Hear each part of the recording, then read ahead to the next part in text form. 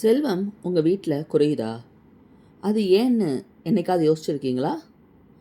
நான் இப்போ சொல்ல போகிற விஷயங்களில் எந்த விஷயமாவது உங்கள் வீட்டில் நடந்துட்டுருக்கா அப்படின்னு மட்டும் செக் பண்ணிக்கோங்க. ஒட்டடை சேர்ந்துருக்கான்னு கவனிங்க. பெண்கள் வீட்டில் விளக்கேற்றாமல் ஆண்கள் மட்டுமே ஏற்றிக்கிட்டு இருக்கிறது. நைட்டில் சிங்கில் பாத்திரத்தை போட்டுட்டு மறுநாள் தேய்க்கிறது. பெண்கள் வீட்டில் தலைவிரி கோலமாக அலையிறது. சூரியன் மறைஞ்சதுக்கப்புறம் வீட்டை பெருக்கிறது, துடைக்கிறது. வீட்டில் எங்கே பார்த்தாலும் முடி அலைஞ்சிட்டு இருக்கிறது. துடைப்பத்தை தலைகீழாக வைக்கிறது. குப்பைகளை மூட்டை மூட்டையாக கட்டி போடாமல் சேர்த்து வச்சிட்ருக்கிறது. நகத்தை வெட்டி வீட்டுக்குள்ளேயே அப்படியே போட்டுக்கிறது. காலையில் எழுந்ததும் படுக்கையை மடிக்காமல் மற்ற வேலையை பார்க்க போகிறது.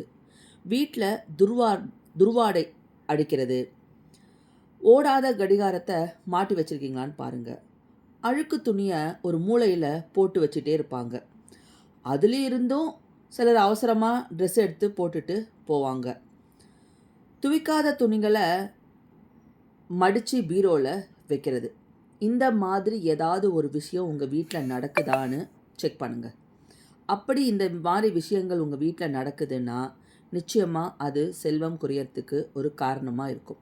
நான் இந்த பதிவில் சொன்னது யூஸ்ஃபுல்லாக இருந்துச்சுன்னா லைக் பண்ணிவிட்டு கமெண்ட் பண்ணுங்கள். ஷேர் பண்ண மறக்காதீங்க. தேங்க்யூ.